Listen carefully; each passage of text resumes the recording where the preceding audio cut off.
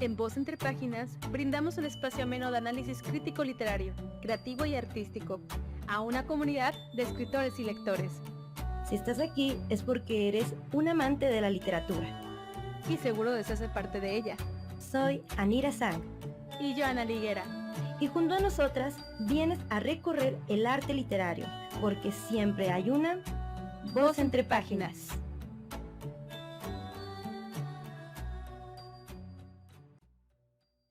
Hola, hola, bienvenidos a este cuarto episodio de Voz Entre Páginas. El episodio de hoy va a estar súper interesante, construcción de personajes. Y todo lo que vamos a ver en este capítulo, créanme que a mí me costó muchos años en pulirlo. Bueno, de entrada descifrarlo. Y este capítulo les va a servir muchísimo. Se los digo yo que tengo años escribiendo y que aparte estudié la carrera de Letras Hispanoamericanas. Y también teatro, ¿no? Entonces es algo que he venido perfeccionando desde hace muchos años y aquí, en este episodio, les vamos a dar la clave. Me voy a permitir citar a un escritor ensayista mexicano, que es Guillermo Samperio, para que veamos la importancia de los personajes, porque para mí personalmente sí es lo más importante aparte de la historia. Bueno, entonces en palabras de él, todo escritor clásico crea un símbolo, un personaje que lo identifica. Cervantes crea el Quijote, Shakespeare a Hamlet, y algunos personajes son tomados por varios escritores. Sin embargo, no es uno solo quien les da su forma definitiva. Así podemos decir que el Doctor Fausto es el que Goethe imaginó, y lo mismo podemos decir que Don Juan Tenorio es el imaginado por Zorrilla. En el caso del golem, el literario es el de Gustav Meyrink. Igual lo pronuncié mal, una disculpa, porque no estoy familiarizada mucho con cómo se entona este apellido, ¿no? Anira, tenemos a una invitada especial. Claro. Por favor, haznos el honor de presentarla. Claro que sí, y estoy muy contenta de recibir aquí con nosotras a esta invitada especial. Ella, pues, es colega mía, es profesora y además es estudiante de psicología. Ella, pues, obviamente es una lectora asidua y con gusto nos compartirá su punto desde el punto de vista psicológico. Su nombre es Reina Astorga. Hola, mucho gusto. Gracias por invitarme a este espacio. Encantadas de que estés aquí con nosotros. La información que tienes, híjole, si la saben aprovechar van a llegar muy lejos. Así es, pues bueno. Vamos a empezar primero haciendo una reflexión acerca de la construcción de personajes que cualquier obra literaria pues debe de tener, ¿no? No basta solamente con tener un nombre y una apariencia, sino que también si queremos lograr una buena construcción de los mismos, pues vamos a empezar con conocimientos básicos. Vamos a hacer un pequeño repaso de lo que muy seguramente muchos de nuestra audiencia ya saben, pero algunos otros pues aún no lo tienen bien cimentado. Entonces tú como escritora o como escritor pues necesitas tener bien claro la clasificación y los roles de los personajes. Primero que nada me gustaría que sea así como una breve mención de la clasificación de los personajes, en donde pues desde una visión tradicional pues se conocen los personajes como pues el principal, los secundarios, los incidentales y los ambientales, y se acabó. Así se conoce pues de manera tradicional. Sin embargo, pues tomemos en cuenta que en la actualidad es todavía más complejo y se desempeñan en distintos roles. Estos roles, pues, por ejemplo, en lo que se denomina el personaje principal, se divide, se puede desempeñar en distintos roles, por ejemplo, en el protagonista, en el antagonista, principal, o ausente. Esto ahorita lo explico más a fondo.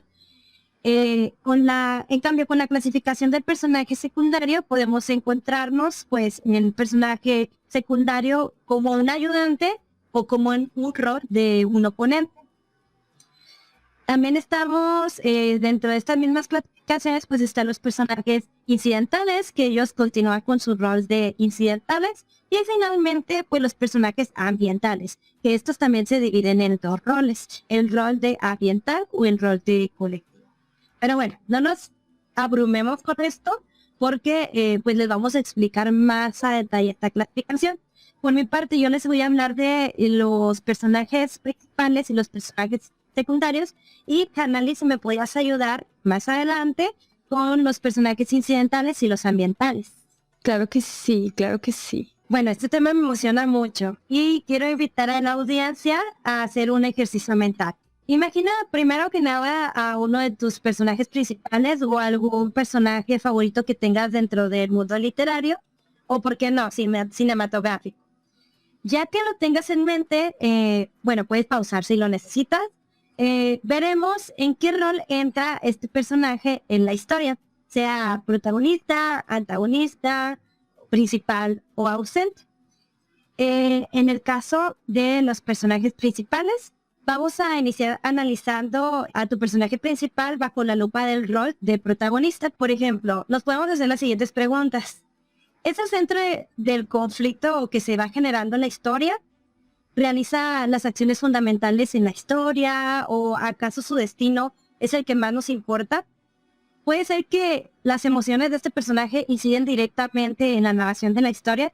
Entonces, si la respuesta es afirmativa, en la mayoría de estas preguntas quiere decir que tu personaje principal funge como el papel protagonista, como el rol del protagonista. Si bien a lo mejor no es el 100% en sí en las preguntas anteriores, pero sí encaja bastante con esto, podemos hacer una comparación con algunos de los personajes ya existentes. Un ejemplo puede ser el personaje Daniel Sempere de La Sombra del Viento. Si ese no fue el caso, quizá entre dentro de las características del antagonista, sea que posee una fuerza opositora al protagonista, tiene una fuerza contraria con los propósitos del protagonista, o tiene la misma fuerza que él, pero no por tener la misma fuerza quiere decir que actúe siempre en contravalores con él.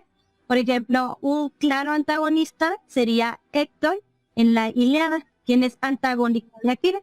No exactamente que sean némesis en el sentido de la parte de los antivalores, sino porque cada uno tiene una lucha por la cual pues se convierten en opositores. Y continuando con nuestro análisis del personaje principal, pues en el caso de no haber entrado en los roles del protagonista o el antagonista, puede ser que simplemente entre en el rol del personaje principal. O sea, en donde si bien forma parte del conflicto, pues queda en un segundo término. Por ejemplo, tiene fuerte injerencia con el protagonista, da pautas para dar a conocer el carácter y los alcances del protagonista, o interviene activamente en los hechos del relato. Si las respuestas son afirmativas, ahí tenemos situado nuestro personaje principal, simplemente con el rol de personaje principal, sin necesariamente ser el protagónico ni ser el antagónico. Pero pues aún no terminamos, porque con la clasificación de los roles principales también tenemos a uno muy interesante, que me llamó mucho la atención, que es el personaje ausente.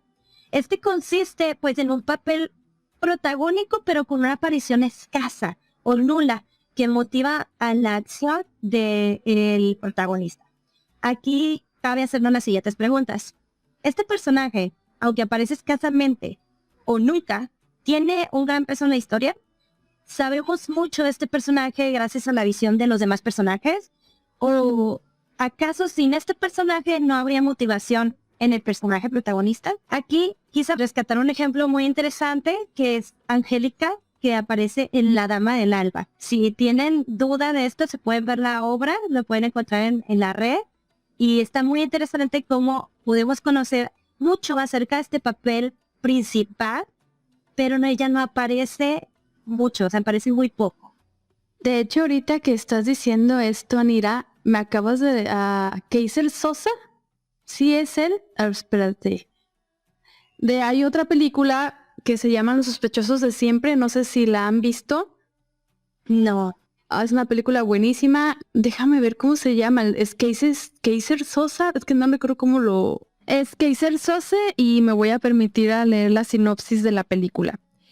Dave Cohan, un agente especial del Servicio de Aduanas de los Estados Unidos, está investigando las causas del incendio de un barco que provocó 27 víctimas mortales, aunque todas parecen haber sido asesinadas. Su única fuente de información es Roger Klein, que está protagonizada por Kevin Spacey, un estafador lisiado que sobrevivió al incendio. Klein cuenta que todo comenzó 6 semanas antes de Nueva York, cuando 5 delincuentes, 5 sospechosos habituales, fueron detenidos para una rueda de reconocimiento relacionada con el robo de un camión de arma. Y es una película donde todo el tiempo nadie sabe quién es Casey Sose. O sea, es el enemigo de todos, pero hasta de la policía, porque te inventan muchas historias y al final te lo revelan. Te revelan quién es y te quedas así de ¡oh! Porque estaba entre los mismos, entre ellos mismos. Ahorita me hiciste recordar que te estaba escuchando de Angélica, que carga toda la... Pues no quiero decir que carga toda la novela, pero carga de tensión a todos los personajes de la novela, que es igualito lo que hace que Kaiser Sose. Entonces, por eso quería agregarlo ahorita que estabas comentando. Pero bueno, te cedo la palabra. Véanse la película, está muy buena. Sí, la verdad me quedé con ganas con esa referencia que das. Y sirve que a toda la audiencia, quien tenga ganas de conocer más acerca de los personajes principales con el rol de ausente, pues pueden tomar nota acerca de ello. Y bueno, estos serían los roles del personaje principal, o sea, no necesariamente simplemente principal por ser principal, sino que también puede fungir con distintos roles. En cuestión de personaje secundario, pues aquí lo podemos dividir en ayudante u oponente. Bueno, sabemos que el personaje secundario pues funge en un papel muy importante, sí, pero es principalmente para que tenga una mejor consistencia en la narración. Entonces, aquí para detectar o asignar los roles en las categorías de secundarios, pues yo recomiendo las siguientes preguntas. Por ejemplo, si queremos ubicarlo dentro del rol de ayudante, favorece las acciones del protagonista o el antagonista, porque recuerden que ambos son personajes principales. O vigila al personaje principal y le ayuda, con sus acciones ayuda a abrir nuevas tramas. Entonces, aquí podemos poner de ejemplo a la diosa Minerva en la Ilíada, que ella vigila y engaña a Héctor para que Aquiles pueda vencerlo. Entonces, ella funge como secundario ayudante, en este caso, pues de Aquiles. Y también puede ser los ejemplos en Harry Potter, Hermione y Ron fungen un rol secundario de ayudantes con respecto a Harry. Pero Vincent y Gregory fungen su papel secundario de ayudantes al antagonista. Y pues también podemos encontrarlo como oponentes, o sea, los personajes secundarios como oponentes. Y nos podemos preguntar, ¿ellos obstaculizan las acciones del protagonista? ¿De a propósito o no? ¿Significa un desafío para el protagonista? Claro, un desafío temporal, porque no sería el desafío final. ¿Ataca alguna flaqueza del protagónico o alguna situación similar? Por ejemplo, a mí me vino a la mente el libro de Una educación de Tara Westover. Ella, bueno, si bien está basado en libros en hechos reales, pues la familia de Tara fungió como un papel de personajes oponentes ante ella. El padre, la madre y algunos de sus hermanos obstaculizaron conscientemente o inconscientemente pues su realización personal. Entonces ellos son unos buenos ejemplos de personajes secundarios con el rol de oponente. Una pregunta, ¿esta historia es una película o solo está nada más basada en el libro y de qué trata? Porque me llamó la atención ahorita que lo estabas diciendo, dije, wow, la familia. Sí, fíjate que es un libro, yo no desconozco si es una novela o si es una película, desconozco esto. Sin embargo, pues el que yo leí es un libro, es autobiográfico y así se llama, Una educación de Tara Westover. Ya, ok. Y bueno, yo les voy a hablar de los personajes incidentales, ambientales y colectivos. Me voy a detener tantito en los personajes incidentales porque precisamente hace unos días vimos un video donde una persona, el creador del contenido de este video decía que había personajes desechables y no. En la literatura no hay personajes desechables, cumplen una función a veces muy pequeña y ese es el caso de los personajes incidentales.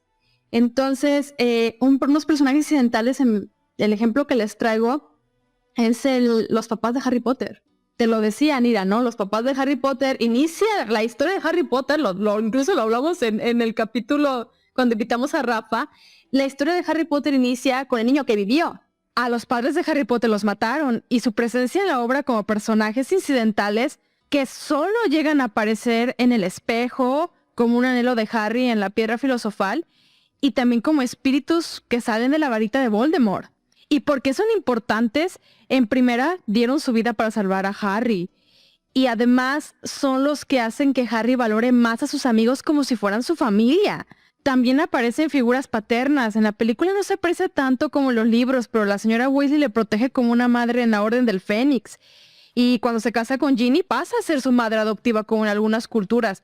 También está pues su padrino, Sirius Black. Y bueno, más tarde incluso él repite el hecho de que se vuelve padrino adoptivo de los hijos de Nymphadora y Lupin. Y valorando esto, dígame si los personajes incidentales son importantes o no. Pues básicamente desde el momento en el que se está creando el personaje se está dando vida, metafóricamente, ¿no? El personaje tiene que tener un antes y un después, no es como aparece aquí y su existencia termina aquí. Sigue teniendo impacto en otras situaciones, en otros momentos, incluso en otras situaciones que no están directamente relacionadas al personaje principal, o que realmente se hace una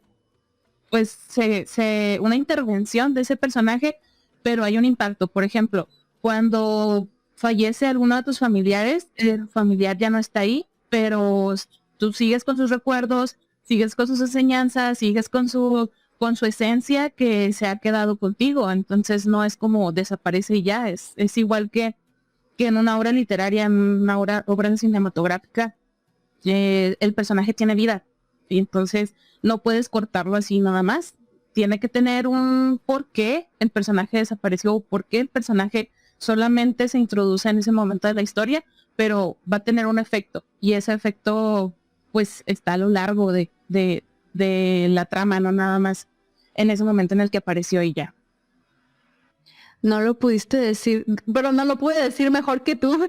Definitivamente eso que me estás diciendo, yo no lo había visto así, pero me complementa mucho tu información, porque sí es cierto, o sea, pues allí sigue tangible de algún modo la emoción. Entonces, gracias, me gustó mucho eso que aportaste. Gracias. Nada más para complementar, como lo estaba diciendo Anira, los personajes generan emociones.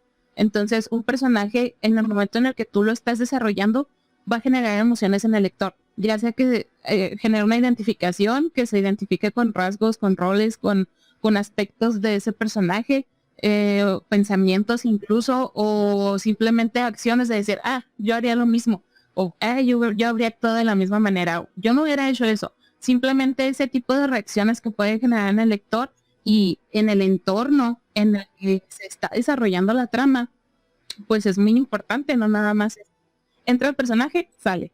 No, o sea, deja su esencia en la historia. Si ese personaje no hubiera entrado en ese momento, otro resultado habríamos tenido. No se habrían tenido los mismos efectos, tanto en personajes como en el lector. Entonces no es como decir, son desechables porque por algo están ahí, por algo los estamos poniendo. Depende de nosotros, al momento de construirlo, al momento de establecer su rol y establecer sus características, si lo hacemos perdurar o si lo convertimos en desechable, que básicamente pues si lo estamos tratando como un personaje desechable, pues es como decir, pues mi personaje no sirve, no está bien fundamentado. Y ya no creas una trama interesante. Ay, me encantó lo que dices. Ajá. Y bueno, ya para cerrar, los ambientales y los colectivos. Los ambientales son los extras de la película, llamémoslo así. Son los que a veces determinan un espacio y un tiempo. Por ejemplo, algún guardia, no sé, en el Palacio de Justicia, ¿no? Por ejemplo, y puede ser el guardia del siglo XXI o el guardia del siglo XVI. O, por ejemplo, en un mercado, un carnicero, el panadero, ¿sí me explico? Entonces, son personajes que sirven para ambientar, pero nada más eso, para ambientar. Los personajes colectivos, el personaje colectivo que ahorita se me viene, representan a un grupo de personas con un mismo interés, o puede ser una misma etnia. Por ejemplo, se me ocurren las películas de Danza con Lobos, está Pájaro Guía, está Cabello al Viento, ajá, que son personajes que representan en sí a la tribu. También esta chica que en pie con el puño en alto, ¿no? Que es la que después se casa con el protagonista. O también se me ocurre en Colectivo, en esta película de Billy Elliot, donde su papá representa a los obreros en una, ¿cómo se llama? En una huelga, y que luego ve los sueños de su hijo. Se me quiere a quebrar la voz. Que conoce los sueños de su hijo, que él quiere ser bailarín, y entonces va a romper la huelga, y que todo el mundo luego lo llaman traidor, y incluso el hijo mayor, papá, porque va así, dice, ¿qué? ¿Quieres que se muera en la mina? ¿Quieres que tenga la vida que nosotros tenemos? Ay, no, maravillosa esa película, se las recomiendo, Billy Elliot. Y les comentaba que cuando conocí este término, fue lo primero que se me vino, porque fue lo que de esa película te llega al corazón, y un personaje del colectivo te puede, como dices tú, crear a ti un impacto, te puede crear una emoción. A mí personalmente me llena mucho, es un personaje que me llena mucho. Entonces, pues bueno, ya terminamos con la estructura de los personajes, ya se dan cuenta que como un colectivo puede ser muy importante, como incidental puede ser muy importante, no solo el protagonista o el oponente y los demás, también todos los personajes son relevantes en tu historia, al menos que, como bien lo dijiste, Reina, si tú como escritor para ti es un personaje desechable, pues entonces no vas a hacer una buena historia. Sí quiero agregar que en los espías, por ejemplo, novelas de espías, novelas policíacas, pues es que son novelas de crímenes. Entonces ahí, para un escritor de este tipo de novelas, ningún personaje es desechable, sino que es el personaje que va a contar la historia. Sí queríamos aclarar esta parte por lo que se suscitó de este creador de contenido que a mí, personalmente a mí, que soy maestra de literatura, que soy directora de escena, que soy escritora y que doy talleres de literatura, para mí se me hace muy irresponsable soltar así de la nada. Es un personaje desechable. Pero bueno, y pues la siguiente parte de este episodio, créame que es uno de mis favoritos, porque vamos a hablar de arquetipos. Y para eso tenemos a nuestra invitada especial, a la señorita Reina. Reina, te escuchamos. Ok, muchas gracias, Anali. Sí, pues mi aportación va específicamente sobre arquetipos. ¿Por qué hablar de arquetipos en la construcción de personajes? Porque podríamos hablar de el sinfín de teorías de personalidad que hay en el ámbito psicológico, pero pues es mucha información hasta cierto punto innecesaria, que no va tan enfocado o realmente no va directo al punto de la construcción de personajes. Y arquetipos es lo más adecuado porque cada personaje tiene que fungir con un rol, o cada personaje debe tener ciertas características que aportan a la historia y van encaminadas a un ámbito específico o a un desarrollo específico. Entonces, en los arquetipos, que fue desarrollada, una teoría desarrollada por Carl Jung, ahí se trata de englobar las características de la personalidad que vienen de culturas ancestrales. Él, en su estudio, veía que se repetían muchas conductas o muchos rasgos de las culturas antiguas en personas contemporáneas, bueno, de su época. Entonces él veía que había rasgos muy específicos de la matriarca o del patriarca o del héroe o del guerrero. Entonces decía, ¿cómo personas que están viviendo ahorita en este tiempo coinciden con esos roles o con esas características que se veían en las culturas antiguas?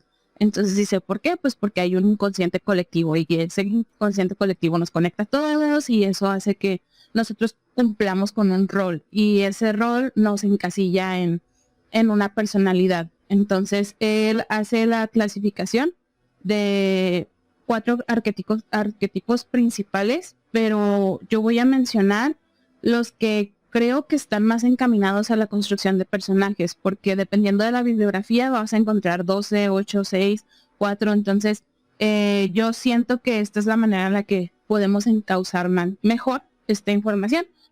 Entonces Carl Jung establece que hay el arquetipo del animus animas, que se refiere a los roles de género.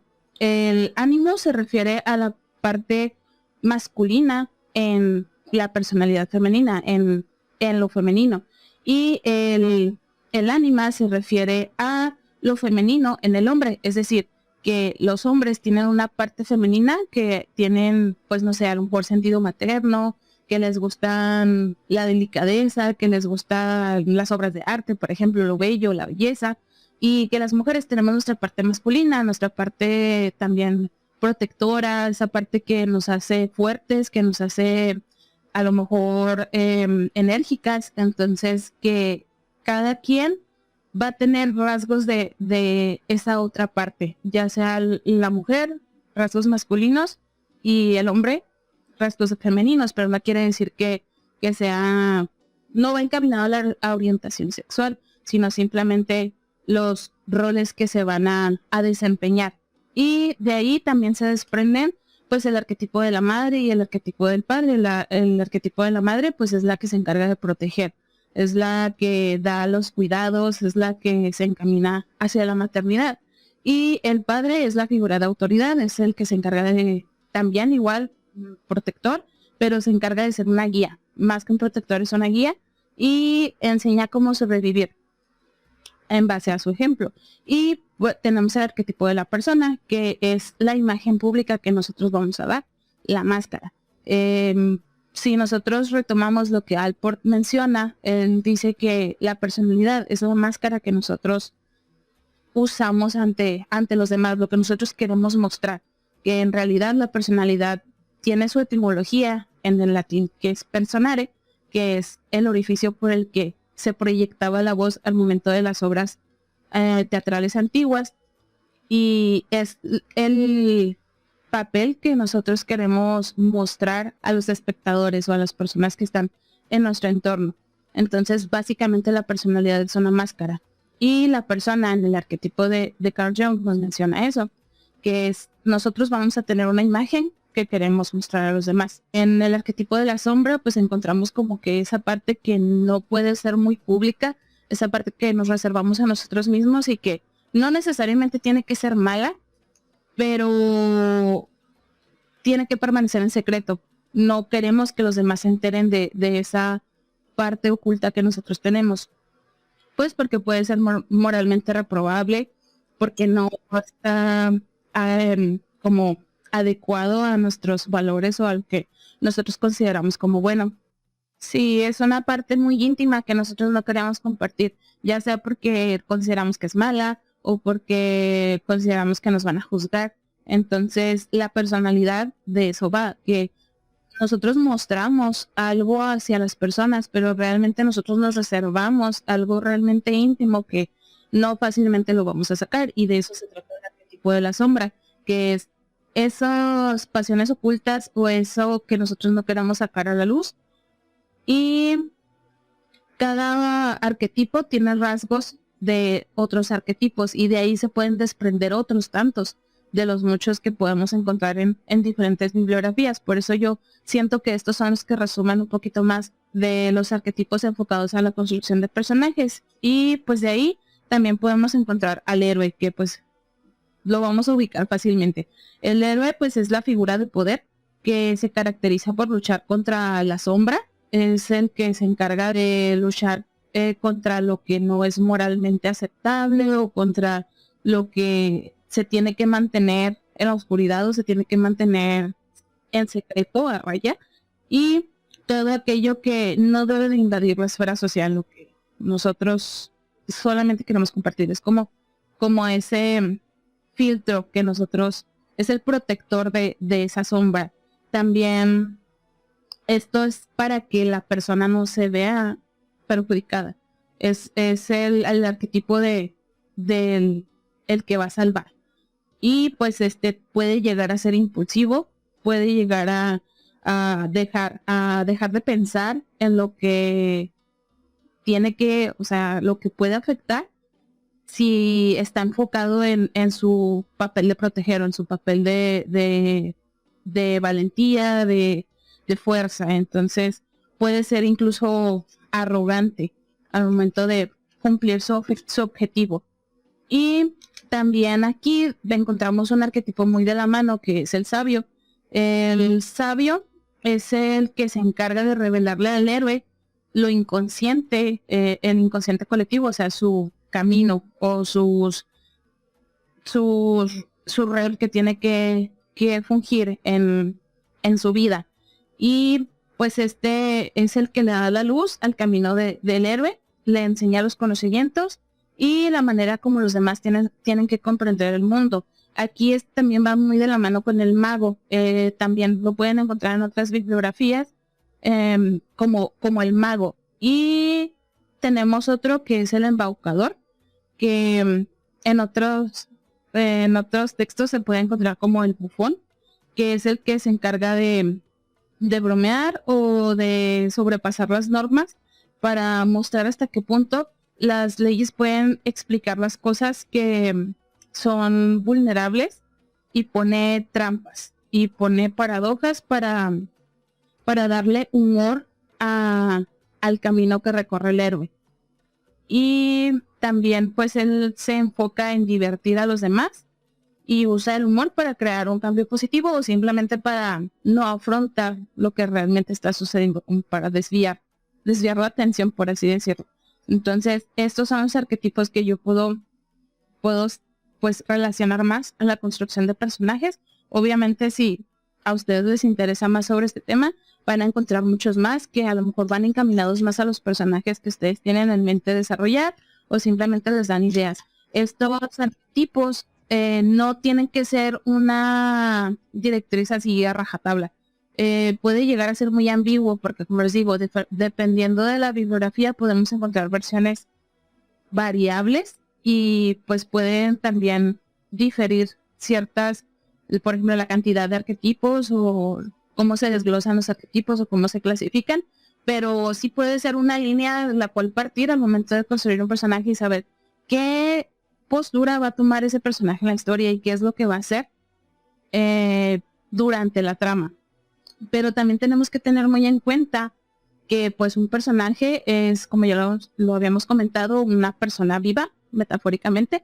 Entonces esa persona debe de tener pensamientos, debe de tener emociones, debe de tener una influencia del entorno y cómo influye las acciones y los pensamientos de ese personaje hacia los demás y hacia el ambiente en el que se está desarrollando.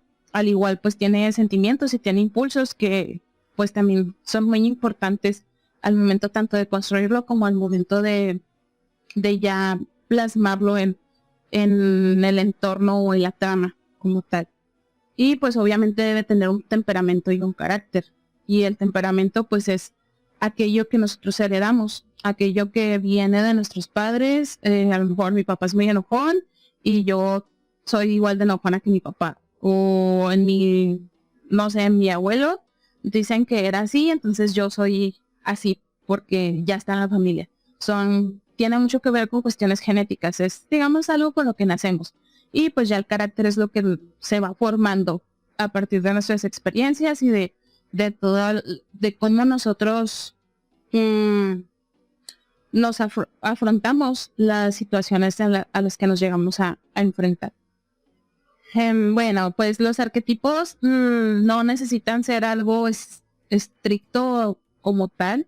Los arquetipos pueden llegar a ser ambiguos porque en una bibliografía pueden venir más de los que les he comentado, en alguna otra pueden venir menos. Entonces lo que me gustaría ya concluir es que los arquetipos son una combinación de rasgos de personalidad de uno y de otro. Se pueden llegar a combinar, tanto el héroe puede tener rasgos de la sombra, como la sombra puede tener rasgos del mago, como el héroe puede tener rasgos de la madre o puede tener rasgos del padre. Entonces pueden tener un poco de todo, pero sí puede servir como una línea de la cual partir al momento de construir un personaje para saber qué rol va a desempeñar en la historia.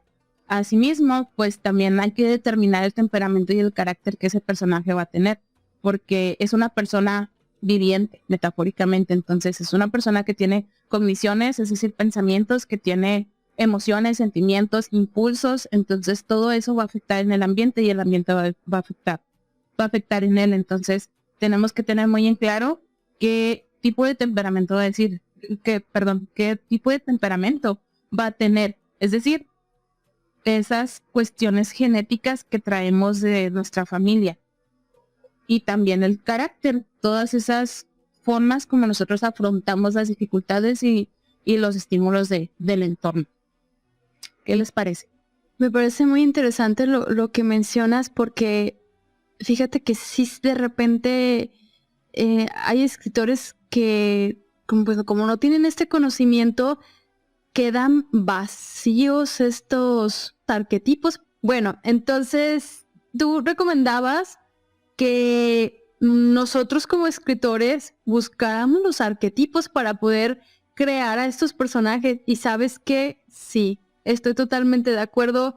Es algo, yo les decía, creo que al inicio del episodio, que a mí me costó muchos años de esto, muchísimos años de pulirme, de entender de por dónde va y por dónde no. Y yo estudié teatro, entonces nosotros teníamos que estudiar psicológicamente a los personajes. Cuando yo me pongo a escribir, cuando decido escribir, lo primero que tengo presente es eso, la psicología de cada personaje.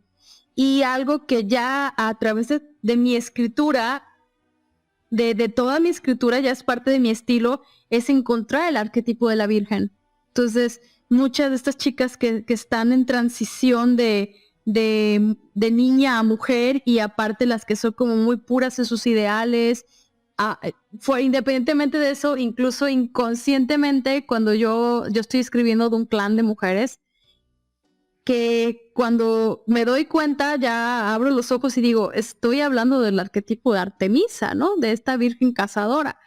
Y me ayudó todavía más, ya siendo consciente de qué arquetipo estaba, a volver a leer ese arquetipo, y ahora sí poder ir ajustando a mis personajes con respecto a este arquetipo. Entonces, sí, igual que tú, Reina, yo lo súper recomiendo. Investiguen, hagan arquetipos.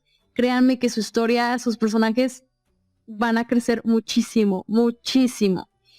Y bueno, entonces te sigo escuchando, Reina, que ya terminamos a los arquetipos y ahora nos vas a hablar de qué.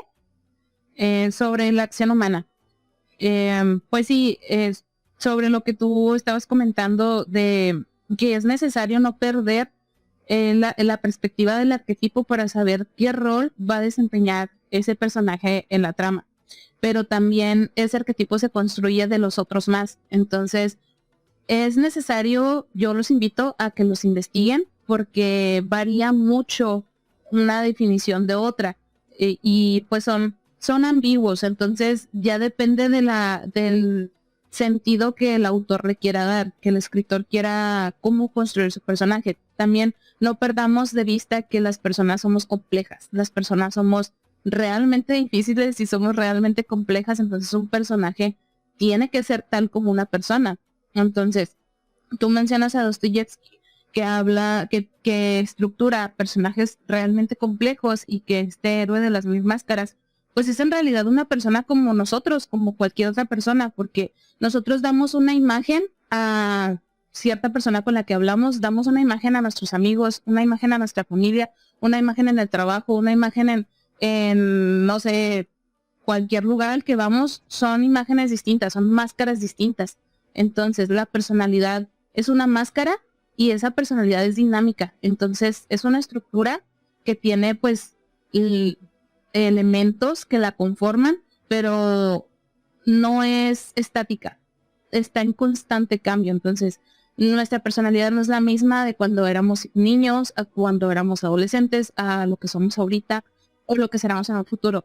Entonces, eso también tiene que quedar muy en claro al escritor, que el personaje es dinámico, el personaje no se puede quedar estático pues es el héroe y el héroe se va a quedar hasta el final de la historia. No, el héroe tiene dualidades, el héroe tiene claroscuros que es necesario desarrollar para poderle dar sabor a la trama. Al igual también tiene un temperamento y tiene un carácter. Entonces también se necesita desarrollar al igual su forma consciente y su forma inconsciente, lo que nos da a saber el escritor al lector, pero también lo que el lector interpreta de ese personaje. Entonces, que vendrían siendo como las acciones inconscientes que el personaje quiere que el escritor quiere que el lector interprete. Y pues como tal persona viviente, el personaje le debemos otorgar una acción humana, que es lo que nos caracteriza a nosotros, lo que nos da movilidad, lo que nos da sentido a las personas. Y pues Albert Bandura, en su teoría del aprendizaje social, nos indica que la personalidad es un conjunto de procesos y estructuras cognitivas relacionadas con el pensamiento y la percepción. No solamente son las acciones que nosotros desarrollamos, sino cómo las interpretamos y cómo las estamos desarrollando en el entorno. El impacto que nosotros tenemos en el entorno y en los demás, así como el entorno, qué impacto nos deja a nosotros, cómo nosotros afrontamos esos estímulos, cómo los procesamos y sobre todo cómo los percibimos. Entonces, las personas, como los personajes, no son objetos indefensos, son controlados por factores ambientales y pues tampoco son agentes libres que pueden decidir lo que desean. El individuo y su entorno se determinan entre sí de manera recíproca, al igual el personaje. El personaje depende de los demás personajes, ya sea incidentales, ambientales, de los que estuvieron mencionando al principio, y también depende del entorno. Y el entorno, la trama, depende de las acciones del personaje, sus pensamientos, emociones, sentimientos, y cómo interpreta el protagonista, cómo interpreta el antagonista, esos estímulos que los demás personajes y el ambiente le están dando. Entonces, también nos menciona Bandura que los elementos básicos para la acción humana se desarrollan o se fundamentan en la intencionalidad. ¿Con qué intenciones estamos desarrollando nuestro accionar? La capacidad de previsión. Nosotros necesitamos medir y evaluar las conductas que estamos desarrollando para responder de la manera más adecuada al entorno, lo que nos está solicitando. Y pues también las consecuencias que nos va a traer esas acciones tanto al entorno como al personaje. Y debemos establecer objetivos para anticipar los resultados. Por eso nos habla de la previsión, prever, medir, evaluar y hacer una valoración de si se están alcanzando los objetivos del personaje o no. Y pues eso se aplica en la vida también. La autorreacción es cuando supervisamos el progreso que tenemos al momento de realizar o de tomar decisiones. Y pues todo va encaminado a las capacidades que tiene el personaje o el individuo. Las aptitudes, las habilidades, todo lo que el personaje ha tenido que desarrollar para enfrentarse a esos demandas de la trama del entorno de los otros personajes. También sobre la autoeficacia, que va muy relacionado a las aptitudes, que el personaje se crea realmente capaz de realizar las hazañas que le está pidiendo la trama o que le está pidiendo el antagonista, por ejemplo.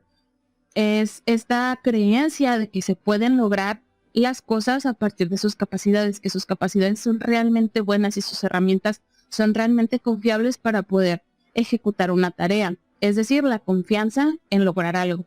La autorreflexión, que es examinar el funcionamiento y tener esa capacidad de evaluar y pensar en las motivaciones.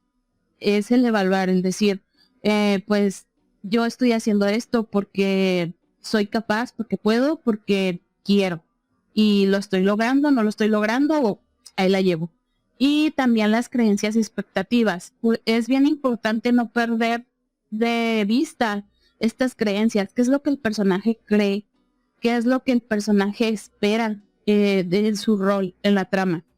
Aquí, pues, tenemos que tener mucho cuidado que sean congruentes, que sea congruente la conducta con la consecuencia. Lo que está desarrollando el personaje, la acción que está desarrollando con la consecuencia que vamos a obtener. El estímulo, ¿qué estímulo me está dando ese personaje incidental o ese personaje ambiental o el antagonista, y qué consecuencia voy a obtener al momento de responder a ese estímulo? También las expectativas de autoeficacia. ¿Realmente lo va a poder lograr ese personaje con esas habilidades o no lo va a poder lograr? Entonces, De ahí van de la mano también las metas. Tenemos que tener bien establecidas las metas. ¿Por qué estoy metiendo este personaje aquí? ¿Qué impacto va a tener este personaje en el protagonista, en el antagonista, en cualquiera de los otros personajes? Y pues también el accionar, las conductas que vamos a desarrollar y hacia qué las vamos a encaminar. De aquí podemos desprender los instintoides que habla Abraham Maslow con su pirámide de las necesidades innatas, que él dice que pues la conducta humana se rige por necesidades que nosotros tenemos. Es una pirámide en la que en la parte de abajo ponemos las necesidades primarias, básicas, las necesidades de fisiológicas, las necesidades de comida, de vida, no sé, excretar y pues incluso reproducción. En el segundo peldaño se encuentran, hacia arriba se encuentra la seguridad, las necesidades de seguridad, y luego más hacia arriba encontramos la pertenencia y el amor, es decir, las necesidades afectivas y de estima. Y en la cúspide de la pirámide encontramos la autorrealización. Entonces Abraham Maslow nos dice que las personas tienen ese objetivo, su objetivo es la autorrealización. Entonces más adelante Carl Rogers nos habla sobre la teoría de la autorrealización y nos dice que las personas están motivados por una tendencia innata desde el nacimiento a realizar y a mantener, así como a mejorar en sí mismo. Nosotros estamos predispuestos a mejorarnos a nosotros mismos, leyendo, cantando, aprendiendo cosas nuevas, desarrollando lo que nos gusta, y pues este impulso parte de la tendencia a la realización más global, que abarca todas las necesidades. Ya no se estructuran en fisiológicas en el peldaño de abajo, y las psicológicas y las emocionales. Esto ya es en general. Las necesidades fisiológicas y psicológicas tienen que ser alcanzadas. Y la tendencia a la realización, al satisfacer las necesidades primarias, como el alimento, el agua y la seguridad, contribuyen a sostener al organismo porque le proporciona sustento y supervivencia, así como las necesidades emocionales, afectivas, que también mantienen su equilibrio, el equilibrio de la persona, pues al igual, al personaje. Y si esa autorrealización no es alcanzada, o si el autoconcepto que tiene el personaje con lo que el lector pretende o con lo que el ambiente le solicita, pues vamos a tener una incongruencia. Y las experiencias incongruentes es cuando este autoconcepto se ve amenazado por lo que los demás esperan de él. Y a partir de esto se desarrollan sentimientos de ansiedad. Y es cuando nosotros podemos, en las personas, se ven, pues, lo que se conocía antes como la histeria, las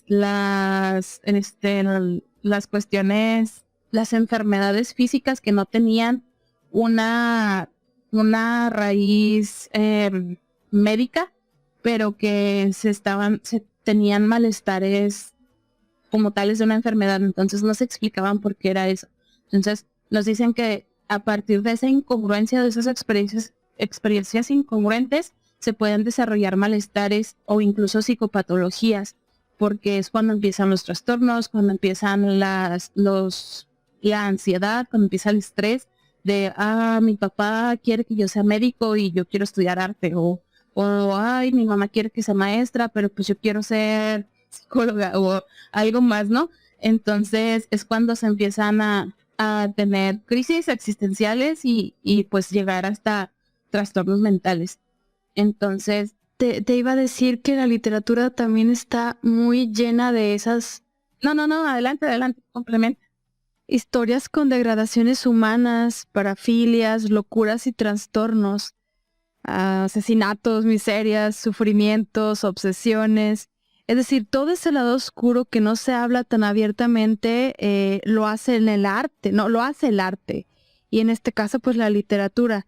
Macario de Juan Rulfo, Las edades de Neruda, Almudena Grandes, La suerte de Omenseter, de William Gosse, que es uno de mis favoritos. Y bueno, de allí pasamos a los personajes de Edipo y Electra, de Sófocles, que son personajes que en la psicología pasaron a ser complejos. Entonces, sí es súper importante cómo desarrollas un personaje. Hay un impacto en la sociedad. Es ese mismo caso que sucedió con Keyser Söze. El mismo, que a un mafioso lo comparan con él, y aquí en la psicología pues ya tenemos dos complejos con el nombre de Edipo y Electra. Y repito, es importante desarrollar a tus personajes que ciertamente cobrarán vida dentro de la historia. Como tú dices, es un reflejo de la naturaleza humana. Los humanos llegan a tener esas creencias, llegan a tener esos conflictos, llegan a tener esos problemas en los que no encuentran el equilibrio, o no encuentran esa congruencia de poder tener una relación sexual sana, por ejemplo, de poder tener una relación normal o una relación sana. Entonces, son cuestiones que muchas veces tienen un porqué, que tienen un antecedente. Entonces, posiblemente también cuando uno construye un personaje con algún tipo de psicopatología, pues tendría uno que, pues aparte de investigar, ¿verdad?, regresarse a qué es lo que lo está provocando. Porque una psicopatología no es nada más de, la tiene y ya. No, hay un porqué.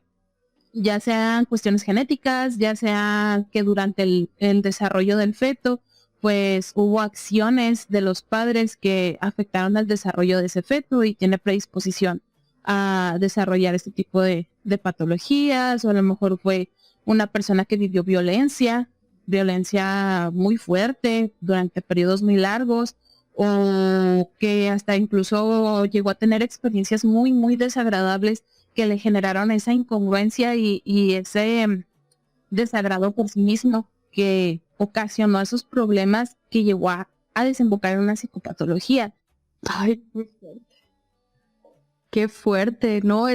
Sí, claro. De hecho, ahorita que estabas hablando del feto y todo eso, me recordaste que la SOGEM, que es la Escuela de Escritores aquí en México, daba, ¿cómo se dice? Daba el consejo, y alguna vez publicó 100 preguntas que respondieras para cada personaje. Entre ellas, pues esto que estás hablando, ¿no? De, pues, cómo eran sus padres, su madre, bla, bla, bla, bla. Entonces, si hay una estructura muy fuerte. Decía el primer taller que fui de escritura, la maestra decía que si no puedes contestar esas preguntas es porque no conoces a tu personaje. Entonces, era muy fuerte porque yo inicié escribiendo desde muy joven, entonces había cosas que yo no conocía, así como en la actuación había personajes que no podía hacer porque no podía tener la emoción tan que puedo tener ahora como una mujer de 33 años, ¿no? Entonces, sí es interesante todo esto lo que me estás mencionando, lo empalmo mucho con la psicología y la literatura van agarradas de la mano.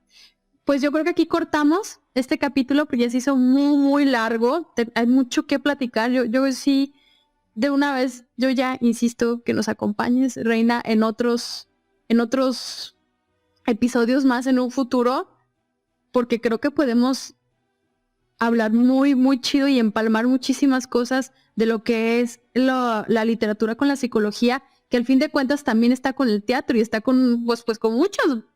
Digo, me quedo corta con tratar de explicarlo, porque en realidad es, como dices, hay muchísimo donde empalmar, muchísimo donde sacar. Entonces, pues yo creo que eso lo vamos a ir conforme a la marcha del tren. Y bueno, pues Anira, ¿quieres decirnos algo? No, pues es que yo me quedo encantada de verdad con la colaboración que realizamos en este momento. Quedo pues infinitamente agradecida con Reina porque se dio el tiempo. Es una mujer muy ocupada y pues la agarramos justamente en el día de sus estudios. Entonces de verdad que agradezco mucho el tiempo que te tomaste en preparar todo esto, en estar aquí con nosotras, y pues también porque tuviste la disposición de formar parte de esta primera parte del episodio número 4, que pues más adelante tenemos la segunda parte. ¿Por qué? Porque no es suficiente con todo esto que hemos mencionado, sino que todavía hay más detalles que tenemos que agregar. En este caso, pues errores también que sacar a la luz, que mencionar. ¿Por qué? Porque a nosotros nos interesa que nuestra audiencia tanto como nosotras, pues aprendamos sobre todo esto y recapitulemos sobre todo aquello que podemos ir mejorando. Entonces yo estoy segura de que nuestra audiencia también estará eternamente agradecida contigo por toda esta información y esta llave tan valiosa que nos estás brindando, porque de verdad que nos quedamos encantadas de grabar esta primera parte del episodio número 4, construcción de personajes. Pues muchas gracias, la verdad me siento muy honrada de estar aquí, de poder colaborar con ustedes. Para mí es algo súper emocionante el poder compartir esto que yo vi, pero que no pude relacionar tanto y que no me apasionó tanto como hasta ahora que lo estoy enfocando a la lectura y a la escritura. Y es algo que me encanta la psicología, me encanta la manera como se relaciona con todo. Entonces, por mí, más que encantado de seguirlos apoyando cuando lo necesiten aquí. Estoy a su disposición. Perfecto. Entonces, de verdad, la siguiente emisión de este cuarto episodio a través de Spotify, distintas plataformas de podcast y también pues a través de YouTube. Entonces, no nos vamos a ir sin hacerles la invitación de mencionar ejemplos de personajes que ustedes identifiquen de la literatura, la cinematografía, donde ustedes los identifiquen dentro de los distintos roles que mencionamos o también dentro de los arquetipos que nos mencionaron aquí Reina, Hanali, y de verdad que nos ayudaron muchísimo. Muchas gracias y nos vemos en la próxima. Ay, qué emoción, qué emoción. Bueno, pues muchas gracias.